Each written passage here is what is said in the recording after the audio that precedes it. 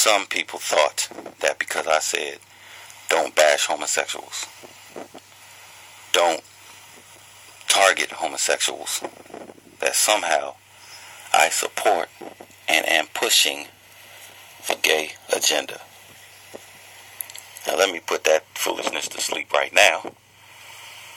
The only agenda that I push and promote and support is the agenda of black liberation. That's the only agenda I support. So you're hearing that from my mouth. Now you can assume anything else you want, but listen further and you'll know what I'm talking about.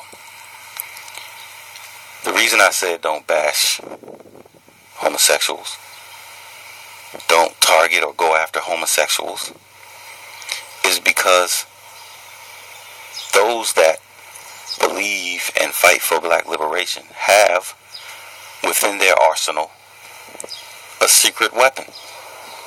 And it's not really a secret weapon. But what they have is black culture. True black culture is a natural antidote to any so-called gay agenda. Again, I say again, black culture is a natural antidote to any so-called gay agenda. If you think somehow that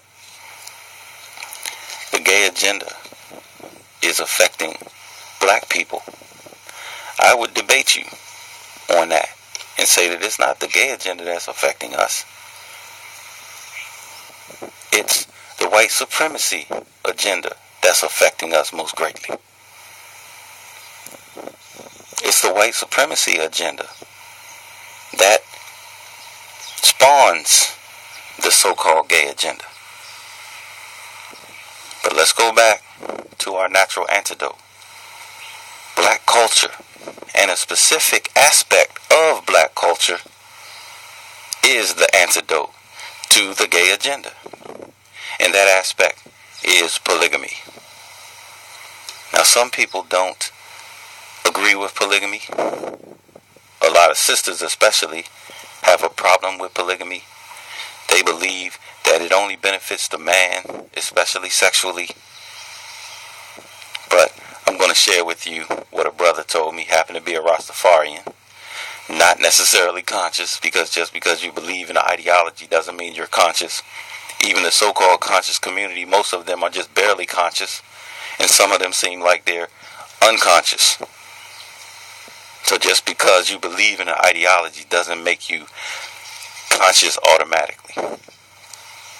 But this Rastafarian brother of mine said that he used to frequent prostitutes, and he didn't understand why I spent so much time with these women. Why do I spend so much time with my queen? He said, I ain't got time to deal with female headaches. All I want is the sex. I'm hesitating because I'm trying not to quote him word for word, because some of y'all ain't gonna understand. Some of y'all ain't gonna understand if I use the street vernacular that he was using, or some of y'all just gonna be turned off and not even try to understand. So I'm trying to translate for you. He said, why do you deal with the headaches of women when all you got to do is go out, get one of these prostitutes, give them a little bit of money, they take care of you, and then you go about the business of your work or whatever else you're trying to do.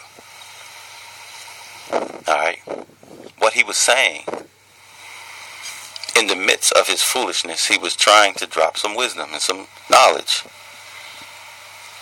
That dealing with one woman is a headache.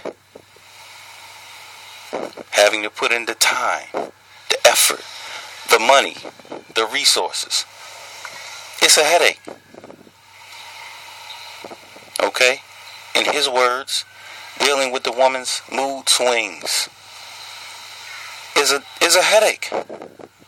So why deal with all that when you can just pay the prostitute, and get taken care of sexually. I'm saying all that because women think that polygamy benefits the man more so than a woman and the children.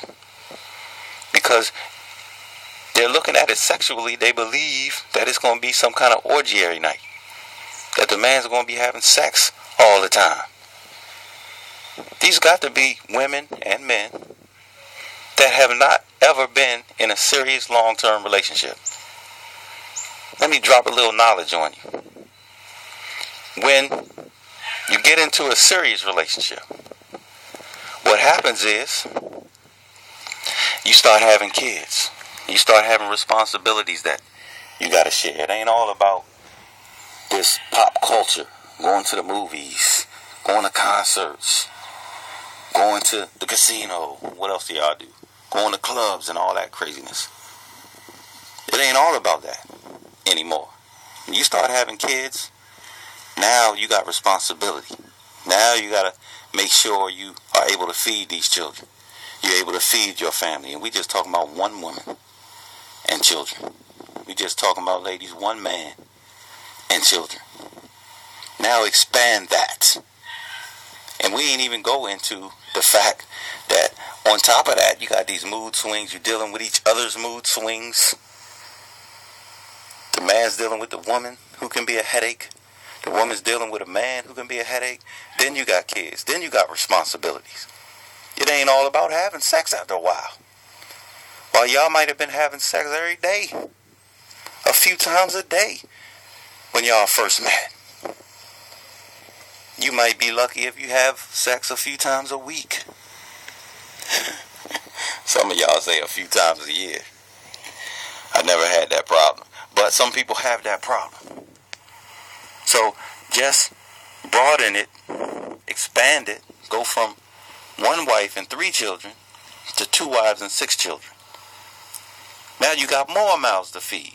Now you got to ensure that all of them got shelter, that all of them are safe, that the home is secure. Now expand that to 3 wives and 9 children. You see, it's not all it's cracked up to be. But it is a natural antidote to the so-called gay agenda. Again, I don't push no gay agenda. I do encourage us not to attack black gay people. I encourage us not to go after homosexuals. We ain't got time for that. We're fighting white supremacy. We're fighting for black liberation. So I'm trying to give you every weapon in your arsenal to do that successfully. And polygamy is a natural antidote to the so-called gay agenda.